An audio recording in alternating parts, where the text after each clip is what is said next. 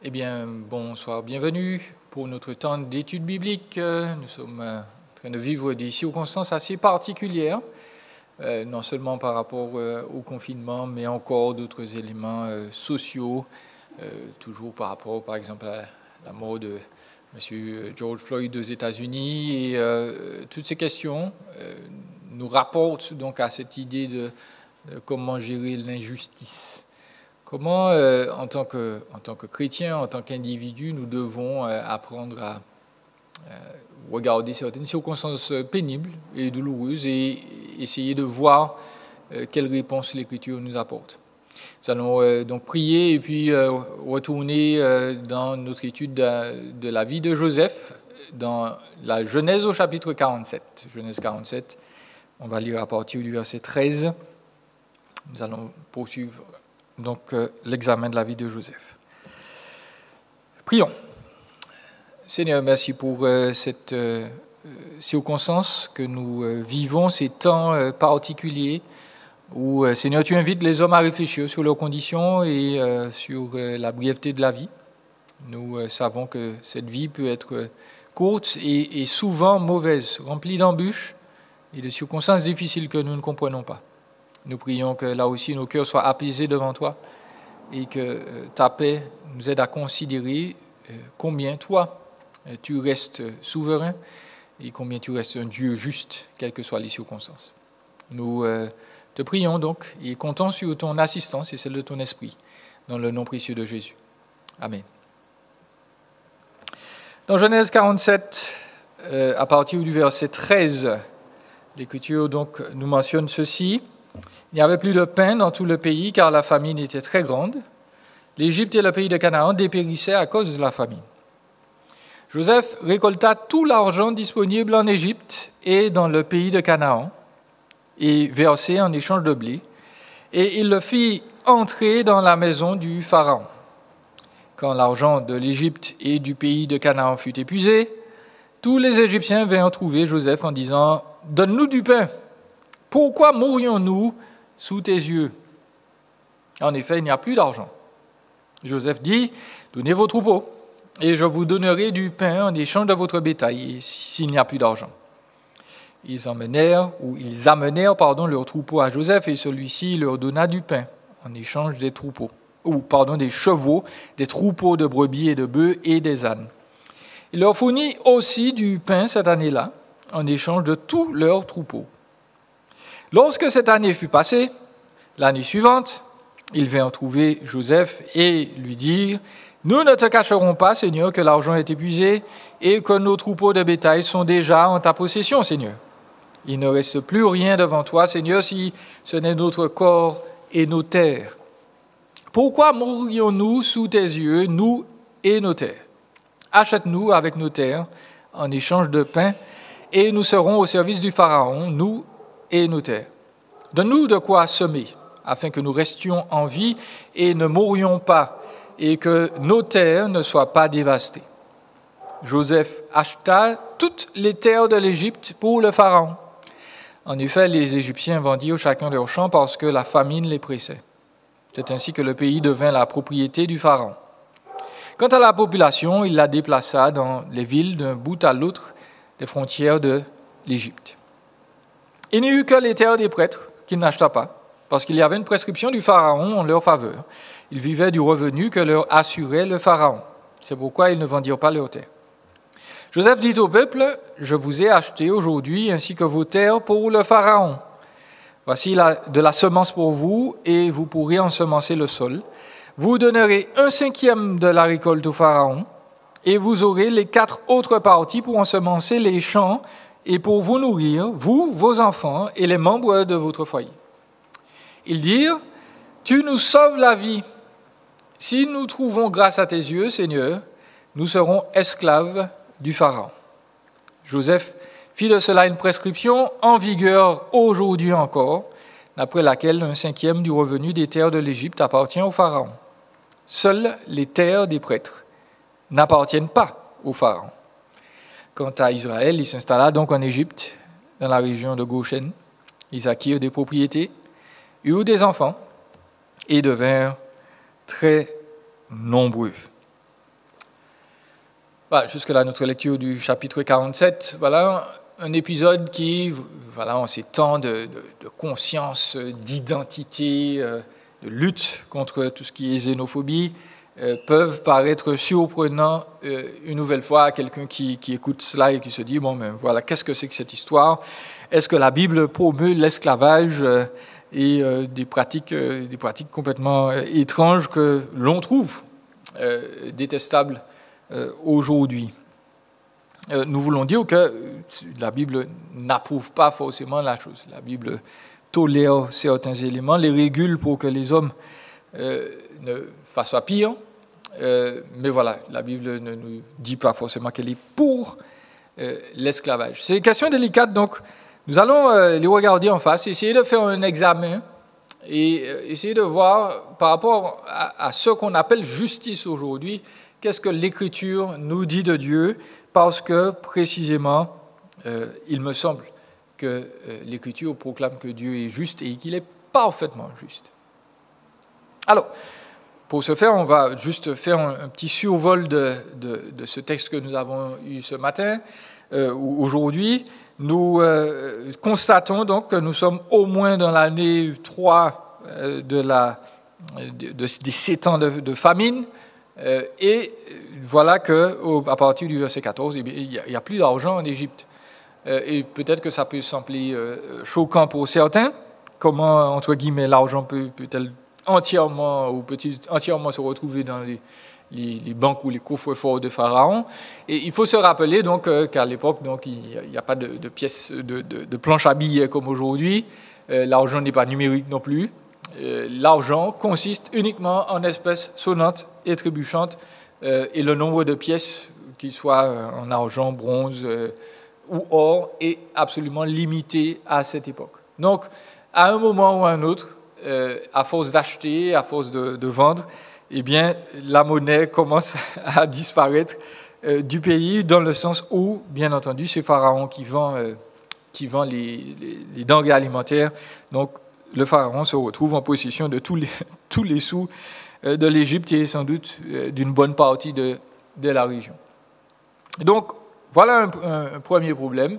Les Égyptiens font passer le mot au leadership et Joseph étant le premier ministre, le Pharaon ne gère pas ces choses-là. Il lui délègue tout et Joseph dit très bien, puisqu'il n'y a plus de monnaie, vous n'avez plus de monnaie en votre possession, on va revenir au système basique à partir du verset 16, on va revenir au troc. Donc on va échanger de la nourriture contre du bétail. Et c'est ce qui se produit pendant une année environ. Bon, ben, vous imaginez que les prix sont assez particuliers, mais voilà. À un moment, eh bien oui, la plupart des gens n'ont plus de bétail à vendre à Joseph. Et eux-mêmes proposent de donner tout ce qui restait, la terre et eux-mêmes. Joseph accepte le marché et tout le peuple d'Égypte et tous les terrains d'Égypte, sauf ceux des prêtres, donc appartiennent désormais au Pharaon. Et le Pharaon obtient un impôt de 20% au total de toutes les récoltes des animaux de l'Égypte. Donc, quand on voit cela, au vu de tout ce que nous vivons, on a envie de se poser plusieurs questions. On a envie de se dire, mais Joseph connaît Yahweh, Dieu est un Dieu généreux. Pourquoi Joseph n'a-t-il pas donné tout le blé gratuitement? Pourquoi Joseph, quand il entend, ben, écoute, on va se vendre, entre guillemets, à toi, au Pharaon, pourquoi n'a-t-il pas dit, non, surtout pas, c'est hors de question. Et puis, pourquoi, donc, voilà, on peut noter cette dernière question, pourquoi il y a eu ce favoritisme-là vis-à-vis des prêtres, vis-à-vis d'Israël? Donc, ce sont des questions que nous, en tant que personnes post-modernes, on ne peut même pas dire moderne, nous sommes post-modernes encore, dit-on, on a envie de se poser, on se dit, la vie humaine a une valeur, et il est hors de question donc que l'on approuve aujourd'hui l'esclavage, le fait que quelqu'un perde sa liberté au profit d'un autre. Et il faut le redire souvent, donc toute la question de l'esclavage on pense aux aspects négatifs de l'histoire et on cite forcément donc l'esclavage des Noirs, on parle de toutes ces pratiques, même les Grecs d'ailleurs pratiquaient l'esclavage. Et pour eux, si vous étiez esclave, eh bien c'est que vous étiez un sous-homme, vous n'étiez pas un homme. Et donc on a tout ça en tête. Et la tendance, donc, c'est forcément d'apposer notre schéma que nous connaissons à l'écriture et de dire, ben voilà, on met ce filtre-là sur la Bible et on dit, forcément, si la Bible, entre guillemets, permet ce genre d'événement, eh bien, c'est que la Bible approuve l'esclavage. Nous devons, hélas, objecter, ou pas hélas, nous devons objecter, puisque ce n'est pas tout à fait vrai. L'Écriture nous dit bien qu'effectivement, l'esclavage existe. Historiquement, il est inévitable. Il n'existe pas de culture qui n'a pas été affectée par cette pratique. Et nous devons nous garder, premièrement, de faire ce que j'ai décrit, d'apposer, de mettre sur la Bible notre filtre de personnes de notre époque du XXIe siècle, et de juger nos contemporains du passé en disant que forcément ils sont arriérés. Joseph était un homme de son temps. Il ne vivait pas hors de son temps. Il n'est pas possible de vivre hors de son temps. Et de son temps déjà, il n'y avait pas de sécu, il n'y avait pas d'ONG, il n'y avait pas d'organisme pour distribuer de l'aide gratuite à tous.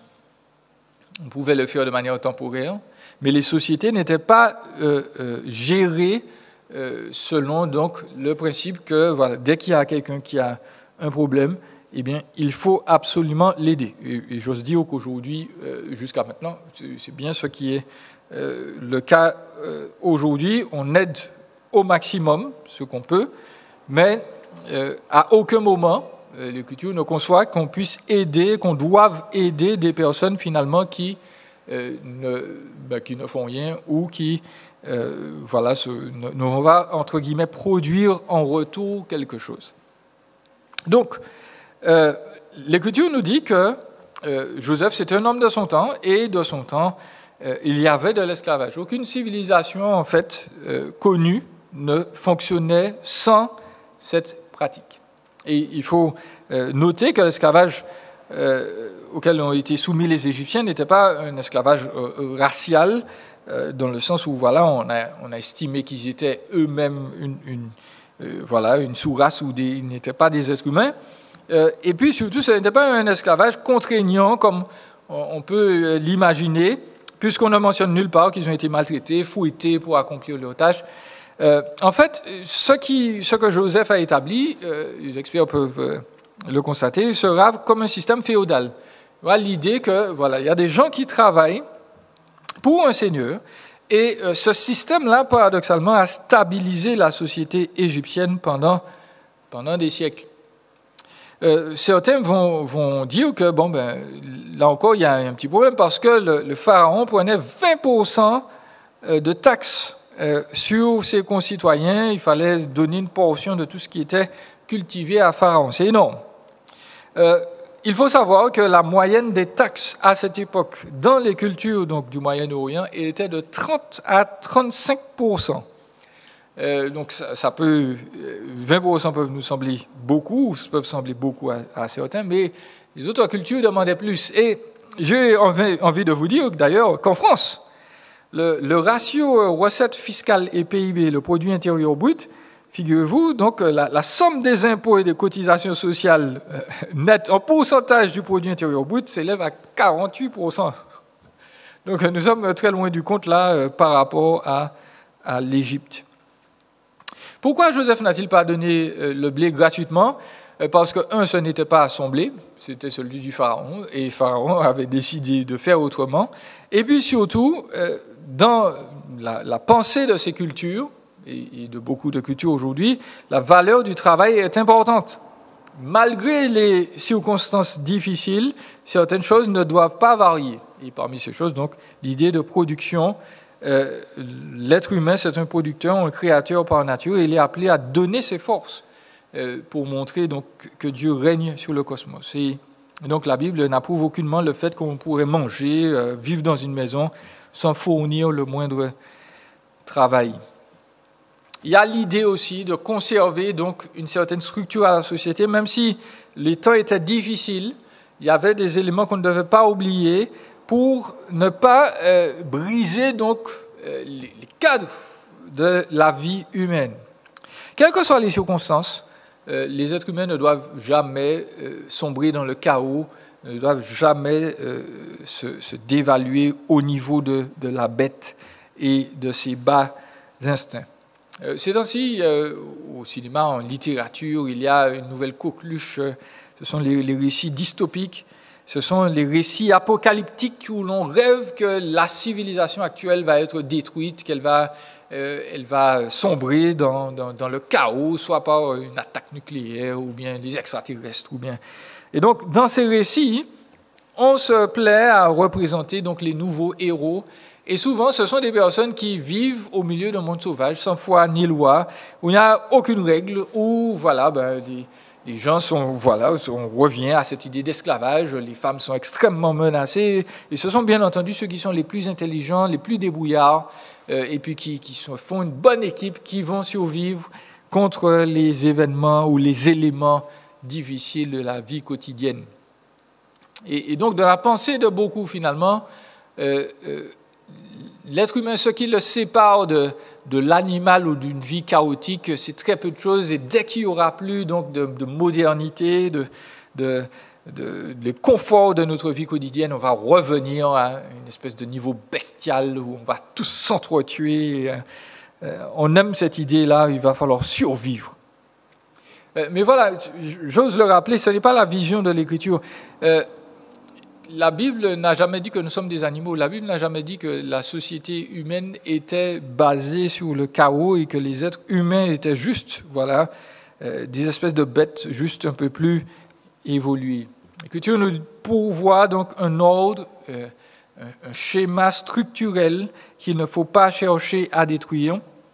Et certaines innovations, même si elles peuvent sembler intéressantes au départ, ne correspondent pas à ce que Dieu attend de l'organisation d'une société. Et donc, même dans les temps difficiles comme cela, Joseph n'a pas dit aux Égyptiens, écoutez, les choses sont vraiment trop difficiles, asseyez-vous là, on va vous distribuer du pain en attendant que les choses se passent. Non, parce que la société, la vie doit maintenir son cours, il faut que nous puissions continuer à montrer qui est Dieu, quelles que soient les circonstances, et Dieu est un Dieu d'ordre, et Dieu a institué le travail dès le départ, quelles que soient les circonstances difficiles. On peut aider, bien entendu, ceux qui ne peuvent pas travailler. C'est un fait. C'est ce que Joseph a fait. Il a donné de la nourriture. Il a aidé, secouru le peuple pour qu'il ne meure pas. Mais voilà, il ne s'agit pas pour nous de promouvoir un esprit de paresse. Donc, le texte nous dit que même si les humains sont en difficulté, même si les choses sont compliquées, nous devons maintenir de l'ordre, de la structure. Et même lorsqu'il y a des situations qui nous paraissent injustes, Dieu veut que certaines règles soient maintenues.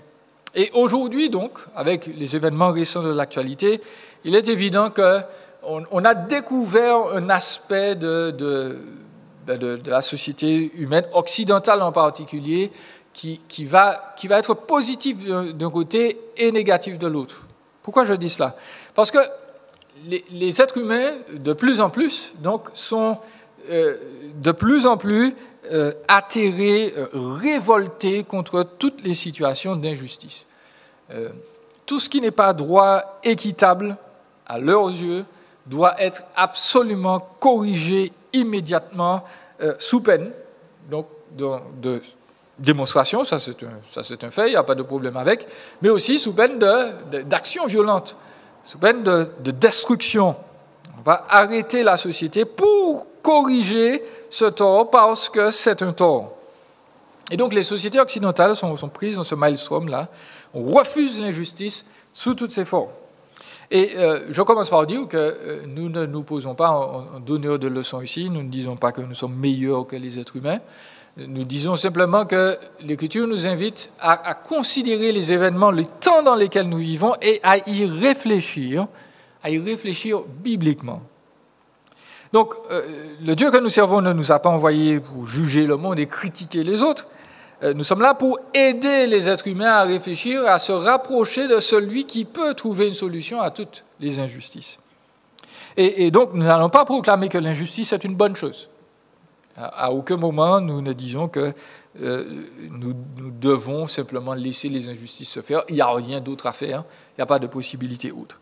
Nous voulons simplement rappeler que si Dieu, le créateur de l'univers, le Dieu trinitaire, Père, Fils et Saint-Esprit, n'est pas au centre de notre conception de justice, nous serons condamnés, tôt ou tard, à devenir injustes dans notre manière de faire, dans notre manière de dire avec le temps.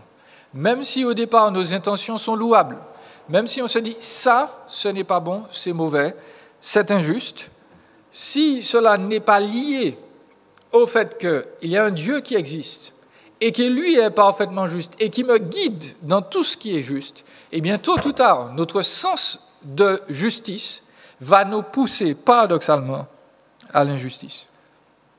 Parce que Dieu ne guide pas nos vies et nos intentions du départ vont toujours mal tourner. Donc, la première chose à considérer, c'est que Dieu existe et que Dieu est absolument juste. Dans Genèse, au chapitre 18, je cite juste ce verset, toute l'Écriture en parle, mais juste ce verset-là, Genèse 18, c'est un discours, un verset rapide, une phrase rapide d'Abraham envers Dieu, et Abraham dit au verset 25 à Dieu, « Faire mourir le juste avec le méchant, si bien que le sort du juste serait identique à celui du méchant, cela ne correspond certainement pas à ta manière d'agir. Celui qui juge toute la terre n'appliquera-t-il pas le droit ?» Point d'interrogation. Abraham est en train de discuter avec Dieu. Dieu lui a dit, écoute, je vais punir une série de villes, Sodome et Gomorrhe, et les villes avoisinantes, parce que leur iniquité est trop grande. Il faut que je fasse justice. Et Abraham intercède en rappelant à Dieu, mais oui, mais tu sais, il y a quelqu'un au moins une personne de juste ou quelques personnes de juste qui vivent dans cette ville-là. Donc si tu détruis toute la ville, que vont devenir les justes ? Et Abraham dit bien, tu ne peux pas agir comme ça parce que tu es juste. Et Abraham, pour la première fois, souligne non seulement que Dieu est juste, mais que Dieu est juge. Donc, il est le summum de la justice. C'est lui seul qui peut nous dire ce qui est juste et ce qui ne l'est pas. Et allons plus loin, hein, il est le juge de toute la terre. Donc, l'Écriture enseigne que Dieu va juger le monde entier. Si nous devons savoir ce qui est vraiment juste, quelles que soient les époques, eh bien, nous devons nous référer à celui qui est parfaitement juste. Nous ne pouvons pas nous appuyer sur notre compas interne en termes de justice. Il est, certes, orienté dans la bonne direction dans certains cas, mais il n'est pas parfait. Le seul donc qui puisse donner la vraie justice s'appelle Dieu. Si notre concept de justice n'inclut pas Dieu au centre, je le répète, notre justice deviendra injustice. Non seulement, premièrement, Dieu est juste, donc on ne peut pas le taxer d'injustice, c'est lui seul qui définit ce qui est juste, ce qui est correct, c'est-à-dire ce qui est toujours fait selon les bonnes intentions, au bon moment. Mais il faut nous poser la question, en plus, sommes-nous justes ? Sommes-nous capables vraiment de dire ce qui est juste ou pas ? Il faut nous le rappeler, Dieu est parfaitement juste, et pourquoi le monde est-il dans cet état actuel d'injustice ? Eh bien, l'Écriture nous dit que la faute ne revient pas à Dieu. Les êtres humains ont eux-mêmes causé l'injustice sur toute la terre. Le premier couple qui a été créé, Adam et Ève, ont décidé de nier la justice. Dieu leur a dit, eh bien, écoutez, je suis juste, voilà la direction qu'il faut prendre. Ils ont dit à Dieu, non, la direction que nous voulons prendre est meilleure. Ils ont nié la justice. Et ils l'ont fait alors que Dieu était bon envers eux, il leur a donné la vie, il leur a donné toute cette terre, tout cet univers. Bon, ben, qu'est-ce qui se produit ? En retour, ils nient la justice. Donc, pourquoi sommes-nous dans cet état chaotique ? Pourquoi y a-t-il donc de la détestation au sein des foyers. Pourquoi les couples se brisent? Pourquoi les enfants se retrouvent seuls? Parce que nous avons décidé de choisir l'injustice plutôt que la justice. Allons plus loin. Pourquoi y a-t-il donc des divisions ethniques et sociales? L'Écriture nous explique pourquoi. L'Écriture nous révèle qu'au commencement, donc, les hommes, les femmes parlaient une seule langue. Et les découvertes en linguistique peuvent nous appuyer dans ce sens. Mais voilà, alors que l'homme parlait une seule langue, eh bien, Dieu a constaté que, au lieu, encore une fois, d'obéir à ce que lui avait déclaré, de remplir la terre, d'essayer de la cultiver, de la soumettre à son plan divin, eh bien, les hommes ont décidé de rester dans un petit coin et de se faire une réputation pour eux-mêmes. Et Dieu a décidé de les disperser. Pourquoi y a-t-il donc des divisions? Pourquoi y a-t-il des langues, des cultures différentes? Eh bien, c'est parce que nous nous sommes rebellés contre Dieu et nous avons, dès le départ, décidé que ce que nous faisions, ce dont nous avions envie, était toujours plus juste que lui. Et donc, le monde sombre dans l'injustice. Donc, aujourd'hui, nos problèmes moraux, nos problèmes sociaux, nos problèmes d'entente avec les autres sont une résultante non pas de l'absence de Dieu, mais plutôt du fait que l'homme fuit loin de Dieu pour faire ce dont il a envie, pour établir son propre agenda, pour exprimer ses mauvais désirs. Donc, effectivement, il y a des personnes parfois injustes au pouvoir. Effectivement, il y a des voisins qui ne nous aiment pas. Effectivement, il y a des personnes qui ne supportent pas d'autres simplement parce qu'elles ont une langue différente, une couleur de peau différente. Et cela, encore une fois, n'est pas dû à Dieu. C'est l'homme qui agit de manière mauvaise. Et paradoxalement, constater que Dieu se retrouve dans une position où il ne peut jamais gagner. Parce que si nous disons que Dieu existe et qu'il faut que les hommes se soumettent à sa loi, les hommes disent « nous ne voulons pas nous soumettre à la loi de Dieu et nous voulons faire ce que bon nous semble parce que nous estimons que la loi de Dieu est trop contraignante. Nous estimons que dans sa personne, Dieu nous oblige à vivre d'une manière qui ne nous plaît pas. » Donc il parle de moralité, il parle de mariage entre un homme et une femme, et une seule direction. Nous voulons autre chose. Donc Dieu n'est pas juste. Et puis, lorsqu'on se retrouve avec ce qu'on a souhaité, donc une vie loin de Dieu, pas de mariage, ou un mariage dans tous les sens, pas de règles, pas de personne donc, qui soit là pour contrôler le mal que d'autres font, eh bien on dit forcément, où est Dieu? C'est lui qui nous a mis dans cette situation, alors que nous avons obtenu nos propres désirs. La race humaine est injuste. Dieu est parfaitement juste. Et il faut se rappeler de ça. Les êtres humains donc ont soif de justice, mais ils ne sont pas dans une position de neutralité, ni même de positivité par rapport à la justice. Aucun être humain sur Terre ne peut dire « je suis quelqu'un de juste ». Je suis quelqu'un d'équitable, je suis quelqu'un de droit. Et à chaque fois que je regarde une situation, je vais toujours fonctionner selon ce que Dieu attend, ce qui est droit. C'est faux. Nous allons faire des préférences. Par certains moments, nous allons nous arranger parce que cela nous arrange. Et cela va défavoriser certaines personnes. Cela n'est pas juste. Mais voilà, on ne va pas changer les choses parce que nous préférons nous mettre en avant. Donc, encore une fois, nous ne sommes pas en train de dire que certains actes ne sont pas injustes. Mais comment nous pouvons dire que certains actes sont injustes? Nous pouvons dire que certains actes sont injustes parce que Dieu, qui est parfaitement juste, nous a dit « ça, c'est injuste ». Et donc, nous disons, effectivement, ça, c'est injuste, ce n'est pas une bonne chose. Nous devons agir contre. Et encore, on va définir ce qu'on veut dire par agir contre. Le dernier élément qu'il nous faut noter pour bien nous positionner par rapport à certaines situations injustes, c'est de nous rappeler que sur Terre, il n'y aura pas de justice parfaite, de justice totale, de justice complète. Lorsque quelqu'un nous a fait du tort, nous a agressés, nous a volés, etc., on s'attend bien entendu à ce que la police fasse son travail, les tribunaux fassent leur travail, et on s'attend finalement, et c'est ce qu'on recherche en fait, il y a un certain sentiment d'équité, on va se dire, voilà, telle chose m'a été prise, je veux la retrouver intacte. Ou dans certains cas, on va se dire, bon, s'il y a eu un préjudice qui m'a été fait, je voudrais même être compensé pour mon préjudice. Et dans certains cas, peut-être qu'effectivement, la police, la justice va faire son travail et on va se dire, oui, là, je me sens satisfait, j'ai été compensé. Mais dans certains cas, ça ne va pas se produire.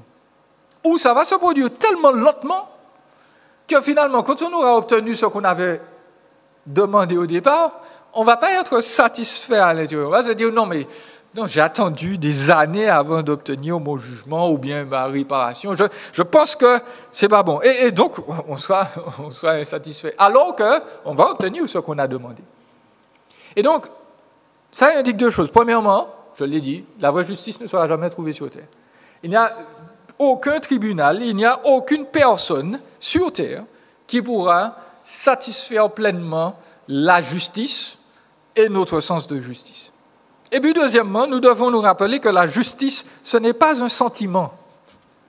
On se sent lésé dans certains cas, on se sent mal parce qu'on nous a atteints dans notre chair, dans notre identité, dans notre sexualité. On a envie d'être compensé, mais ce n'est pas ça la justice. La justice, ce n'est pas un sentiment. La justice, c'est l'équité parfaite. C'est ce qui correspond au caractère de Dieu qui est appliqué à une situation. Et la vraie justice, donc, ne sera jamais trouvée sur terre. La vraie justice sera trouvée à la fin des temps, lors du jugement dernier. Et nous devons nous rappeler encore ce texte. Tout chrétien doit vraiment l'avoir à l'esprit, non pas dans un esprit de terreur d'ailleurs, mais simplement parce qu'il répond à toutes nos questions de justice ou d'injustice. Dans l'Apocalypse 20, verset 11, il nous est dit « Je vis alors un grand trône blanc et celui qui était assis. La terre et le ciel s'enfuirent loin de lui et l'on ne trouva plus de place pour eux. » Donc, je commence à dire « Voici le temps du jugement. Dieu va détruire le monde. » C'est ce que le texte nous indique. La terre et le ciel s'enfuirent loin de lui. Et l'on ne trouvera plus de place pour eux. Donc si la terre est détruite, eh bien voilà, tous les méchants, tous les habitants du monde, qui ne seront pas en présence de Christ, il faut le dire, vont passer par la mort et ils vont arriver devant ce temps-là ou ce trône-là du jugement. Verset 12, j'insiste dessus, je vis les morts. Donc le monde va arriver à sa fin, Jésus-Christ va revenir, il va prendre les siens, il va détruire ce monde-ci avec tous les rebelles là présents sur cette terre. Et ensuite vient le jugement. Les morts, les grands et les petits sont debout devant le trône. Qu'est-ce que cela veut dire? Les grands, les petits. Il y aura donc les premiers ministres, les présidents, les gérants de banque. Il y aura aussi les pauvres, les mendiants, les gens qui n'ont jamais rien eu dans la vie. Il y aura la classe moyenne, la bourgeoisie. Il y aura les rois, les empereurs. Personne n'échappera au jugement. Personne ne pourra dire à Dieu, ben voilà, j'ai droit à un traitement de faveur. L'Écriture nous dit, il y aura un temps de justice. Personne n'y échappera. Ni Hitler, ni Lénine, ni Staline, ni Genghis Khan, ni les grands perturbateurs de l'histoire, les grands tortionnaires, les tortionnaires secrets qui ont maltraité leurs femmes, leurs enfants, on ne savait pas, les gens qui ont enlevé des enfants, des jeunes filles, on ne les a pas vus, on ne savait pas où ils étaient, ils seront là, présents devant le trône. Et l'Écriture nous dit que Dieu va analyser le contenu de la vie de ces personnes. Des livres furent ouverts, un autre livre aussi fut ouvert, le livre de vie. Les morts furent jugés conformément à leurs œuvres d'après ce qui était écrit dans ces livres. Donc la vraie justice fait que tout le monde sera là, personne ne va y échapper, il n'y aura pas de passe-droit, il n'y aura pas de pot de vin possible avec Dieu, tout le monde sera présent. Et l'Écriture dit que Dieu va analyser chacune des actions, des motifs, des paroles des personnes qui se sont rebellées contre lui, qui ont commis de mauvaises actions dans ce monde. L'Écriture insiste sur ce fait et rappelle, verset 13, la mer rendit les morts qu'elle contenait, la mort et le séjour des morts rendirent aussi leurs morts, et chacun fut jugé conformément à sa manière d'agir. Et il n'y aura pas d'échappatoire. Il n'y aura pas de personne qui pourra se cacher. Il n'y aura pas d'individus qui seront morts, qui se seront fait incinérer, qui ont été mangés par les poissons et qui ne pourront pas revenir. Dieu rappellera à la vie tous les êtres humains et chacun d'entre eux devra rendre compte pour les péchés en parole, en action, en pratique, en pensée. Dieu va examiner toutes ces choses et il va être jugé conformément à sa manière d'agir. Là encore, vous notez le sens de justice. Dieu va dire, voilà ce que moi j'attendais, voici ce qui est juste, voilà ce que vous deviez faire, voici ce que vous ne deviez pas faire, voilà ce que vous avez fait, vous aurez la récompense que vous méritez, et cette récompense est très claire. Verset 14, la mort et le séjour des morts furent jetés dans les temps de feu. Les temps de feu, c'est la seconde mort. L'Écriture souligne donc que Dieu va littéralement détruire la mort. Il va faire mourir la mort. Qu'est-ce que cela veut dire ? Eh bien, cela veut dire qu'on ne pourra plus mourir. Ça veut dire qu'il n'y aura pas de possibilité de suicide. Il n'y aura pas d'échappatoire une nouvelle fois. Ce jugement va être suivi de l'éternité, d'un temps infini où tous ceux qui ne furent pas trouvés inscrits dans le livre de vie furent jetés dans les temps de feu. Nous rappelons donc que l'Écriture nous dit qu'il faut être inscrit dans le livre de vie. C'est-à-dire qu'il faut que Dieu nous ait pardonné, nous ait trouvé entièrement, parfaitement justes pour que nos mauvaises œuvres-là ne soient pas exposées à la face du monde et que nous ne soyons pas jugés éternellement.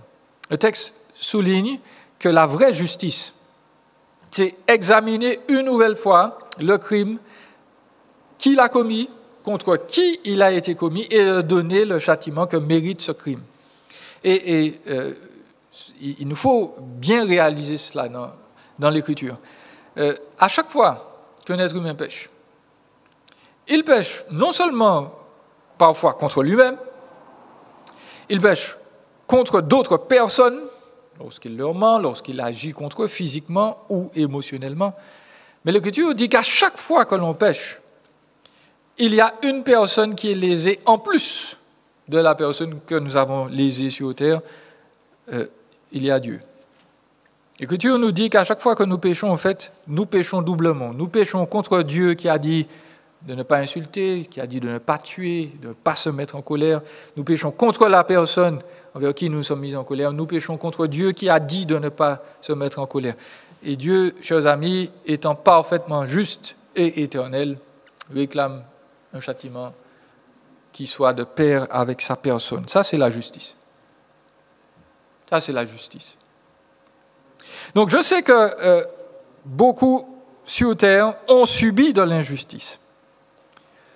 L'Écriture leur rappelle qu'il faut donc considérer que Dieu voit, Dieu sait. Ce monde-ci n'est pas parfait, il est même terrible à certains moments. Dieu voit, Dieu sait, et Dieu dit qu'il ne faut pas s'énerver. Parce que pour tous ceux qui ont faim et soif de justice, ils doivent se rappeler que si Dieu nous accorde uniquement cela, la justice, tous les êtres humains seront pris à défaut et tous les êtres humains seront condamnés. Si vous voulez de la justice pure et dure, il faudra être prêt à payer pour toutes les fautes que vous avez commises en pensée, en parole et en action. Et cela pour l'éternité. Donc la justice, chers amis, ne peut pas être appliquée dans un état émotionnel de rage incontrôlée. Si à chaque fois que vous voyez un événement malsain, il y a au-delà de la colère, donc une rage dans votre cœur, vous avez envie de tout casser, de tout démolir, comme font certains aujourd'hui, vous n'êtes plus en phase avec la justice. Vous êtes maîtrisé par une émotion qui est malsaine, une émotion meurtrière. Et là, vous avez basculé hors de la justice, vous avez basculé dans le meurtre, vous avez basculé dans la vengeance. Or, l'Écriture est très claire par rapport à cela. Dieu ne nous donne pas la possibilité de nous venger. Et il faut donc examiner notre cœur. Est-ce que, lorsque certaines situations donc, nous frappent, nous voulons de la justice ou nous voulons de la vengeance? Rappelons-nous ce que nous dit l'Écriture dans Romains au chapitre 12, à partir du verset 17. Romains 12, verset 17, nous rappelle « Ne rendez à personne le mal pour le mal. Recherchez ce qui est bien devant tous les hommes. Si cela est possible, dans la mesure où cela dépend de vous, soyez en paix avec tous les hommes. » Donc, quelqu'un qui connaît Dieu véritablement recherche la paix. Ne cherche pas à faire du tort à l'autre, même si, et surtout quand il a subi le mal. Et puis, Dieu sait très bien ce que c'est que de souffrir. Nous allons y arriver. Dieu sait très bien l'injustice. Il l'a subi lui-même. Mais voilà sa recommandation. Verset 19. « Ne vous vengez pas vous-même, bien-aimés, mais laissez agir la colère de Dieu. Car il est écrit, c'est à moi qu'appartient la vengeance. C'est moi qui donnerai à chacun ce qu'il mérite, dit le Seigneur. » Donc Dieu nous dit que rendre coup pour coup, chercher à assouvir sa propre colère, c'est souvent se placer dans la position de Dieu et dire « c'est moi qui saurai juger, punir ces personnes. Quand je vais lui dire ce que j'ai à lui dire, cette personne va vraiment subir le mal qu'elle m'a fait subir et elle va vraiment comprendre sa douleur. » Dieu nous dit « non, ce n'est pas à toi de faire ça. La vengeance ne t'appartient pas, non pas parce que la vengeance est mauvaise, mais pour que la vengeance soit appliquée de manière parfaite, eh bien, il faut que le vengeur soit absolument parfait. Et le seul vengeur parfait s'appelle Dieu. Il dit, c'est moi qui donnerai à chacun ce qu'il mérite, parce que nous ne sommes pas capables de donner à chacun ce qu'il mérite vraiment. Donc, qu'est-ce qu'il nous faut faire? Parce que forcément, la colère nous habite, en admettant que nous ne soyons pas dans un état de rage. Qu'est-ce que l'Écriture dit? L'Écriture nous dit, verset 20, « Mais si ton ennemi a faim, donne-lui à manger. S'il a soif, donne-lui à boire. Car en agissant ainsi, tu amasseras des charbons ardents sur sa tête. Ne te laisse pas vaincre par le mal, mais sois vainqueur du mal par le bien. » L'Écriture nous dit, lorsque quelqu'un est injuste, Dieu va juger cette personne. Et notre rôle est d'amener cette personne à réfléchir. Notre rôle n'est pas de basculer dans la rage et dans la colère, mais d'amener cette personne à réfléchir. Si ton ennemi a faim, donne-lui à manger. S'il a soif, donne-lui à boire. Il y a un exemple concret dans l'histoire, je vous l'ai déjà évoqué il y a quelques semaines de ça peut-être. Lorsque Nelson Mandela est arrivé au pouvoir en Afrique du Sud, il a pris une initiative. Il s'est dit, bon voilà, il y a des atrocités qui ont été commises contre les Noirs, les Sud-Africains. Il faut régler la chose. Il faut de la justice. Donc oui, il a parlé de mettre des gens en prison. Mais il a dit, ou il a mis en place cette chose très biblique finalement. Il a dit, écoutez, tous ceux qui ont fait du mal, qui ont tué des personnes, nous vous invitons à venir au tribunal du peuple. Vous allez venir et vous allez confesser tout ce que vous avez fait. Tout. Nous voulons tous les détails, depuis le premier jusqu'au dernier. Nous voulons savoir qui vous avez tué, quand vous l'avez tué, comment vous l'avez tué. Nous voulons tous les détails. Si vous nous donnez tous les détails, vous serez absous. Totalement pardonné. Vous n'irez pas en prison. On ne va pas vous poursuivre. Le peuple ne va pas se venger sur vous. Si vous nous dites ce que vous avez fait, vous serez totalement pardonné. C'est un exemple d'application de ce genre de méthode. Et on ne peut pas dire que Nelson Mandela, dans cette attitude-là, a été un rêveur utopique. Nous rappelons qu'il a passé la majeure partie de sa vie en prison pour ses idées. Mais il a compris que la vengeance n'arrive à rien. On ne peut arriver à construire un pays, une ville sur de la vengeance. Et Dieu, donc, avant lui, plus de 2000 ans avant lui, avait déjà déclaré ça. Il nous faut terminer. Les solutions à l'injustice, donc, ne se trouveront jamais dans la révolution, les guerres, les exécutions, la violence. Les chrétiens servent un maître qui a subi l'injustice. Je vous l'ai dit, Dieu sait ce que c'est que l'injustice. Jésus-Christ a subi l'injustice contre lui-même. Jésus-Christ est mort de manière injuste. Donc il sait ce que c'est que l'injustice. Si quelqu'un peut vous parler d'injustice, c'est lui. Il a perdu la vie à cause de l'injustice. Donc, si quelqu'un pourrait être énervé et en colère donc, contre les injustes ou enragé contre les injustes, ça aurait été lui. Mais Dieu n'est pas enragé. Dieu est juste.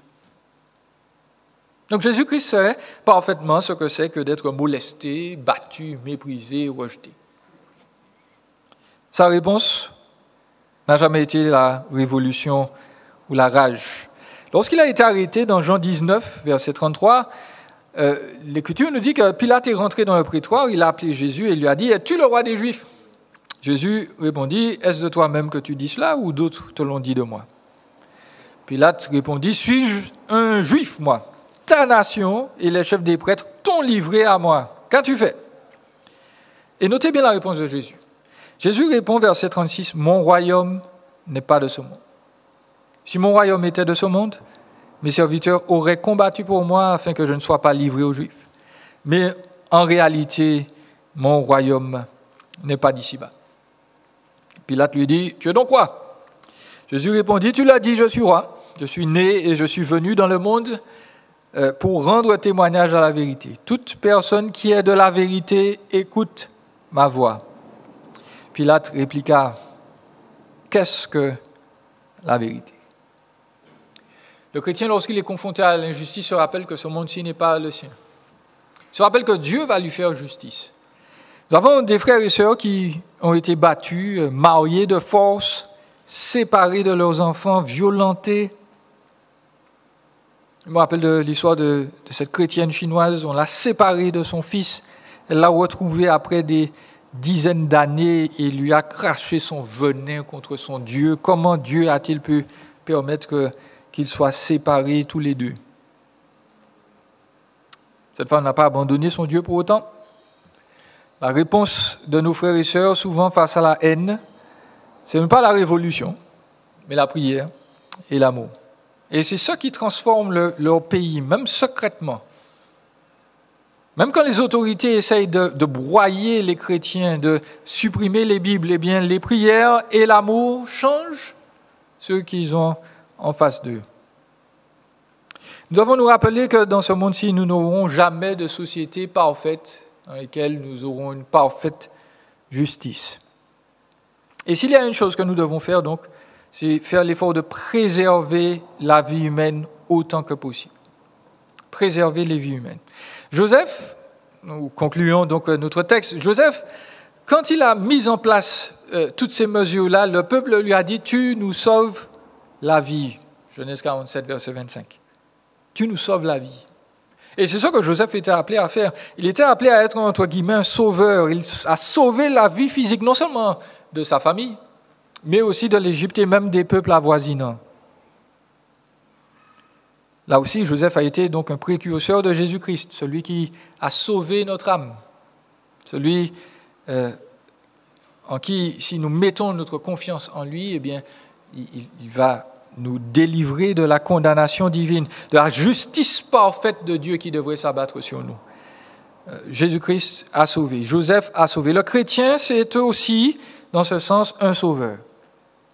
Il va, lorsqu'il va être confronté à l'injustice, crier à Dieu. Il va lui exprimer ses sentiments, son dégoût, sa colère, plutôt que de succomber à la rage. Deuxièmement, le chrétien prie pour que Dieu nous donne de voir, lui accorde de voir le monde comme lui, pour qu'il soit là encore calmé, pour qu'il lui rappelle que voilà, il y a un avenir, il y a une espérance. L'injustice qu'il a subie est terrible, mais il peut voir plus loin. Et puis, le chrétien peut se mettre en action. Il peut aider d'autres personnes qui souffrent d'injustice. Il peut donner de l'argent pour secourir les victimes. Il peut écrire, partager sa situation sur les réseaux sociaux. Il a le droit d'écrire aux autorités. Paul, lorsqu'il a été confronté à l'injustice des Juifs, eh bien, il a dit, je fais mon appel à César, parce qu'il avait besoin d'être soutenu contre ceux qui voulaient l'empêcher de prêcher l'Évangile. Et puis surtout, le chrétien se rappelle que quoi qu'il fasse, la vraie justice ne sera donnée que par Dieu et par Dieu seul. Le chrétien est guidé par la pensée de l'éternité. Il sait, même s'il y a des choses qui échappent aux hommes pour le moment, à la justice terrestre, eh bien, il sait que Dieu juge. Il est le juge de toute la terre, il va bien faire. Et normalement, lorsque le chrétien sait que Dieu est parfait, la pensée de la punition éternelle qui est réservée aux coupables doit le calmer. Un chrétien ne peut pas se réjouir de la pensée de l'enfer. Au contraire, il doit être calmé et supplier Dieu pour qu'au lieu de détester la personne en face, nous soyons pleins d'amour envers elle et que nous puissions l'amener à connaître le vrai Dieu. Voilà, que le Seigneur nous aide donc dans les situations d'injustice et qu'il se glorifie en révélant donc sa justice parfaite et surtout sa grâce parfaite en Jésus. Nous allons prier. Seigneur, merci de calmer nos cœurs, de nous donner la force donc de ne jamais basculer dans l'aigreur, dans la méchanceté, dans la vengeance, lorsque nous sommes aux prises avec l'injustice. Donne-nous, Seigneur, de pouvoir être des personnes sur qui tu vas compter ou que tu vas utiliser, Seigneur, pour être des instruments de paix et des instruments de vie dans ce monde-ci. Que vraiment tes enfants, Seigneur, puissent apprendre à partager, à semer la paix, à être des personnes qui vont en sauver d'autres, non seulement spirituellement, mais aussi physiquement. Donne-nous, Seigneur, d'être patients et de nous rappeler que toi, tu es le juge de toute la terre et que tu feras ce qui est droit. Donne-nous ta paix, donne-nous ta force et ta résilience et que nous puissions donc attendre patiemment le temps où tu reviendras pour amener toutes choses à justice et qu'entre-temps, nous puissions être pleins de paix, d'amour, de réconciliation même envers nos ennemis.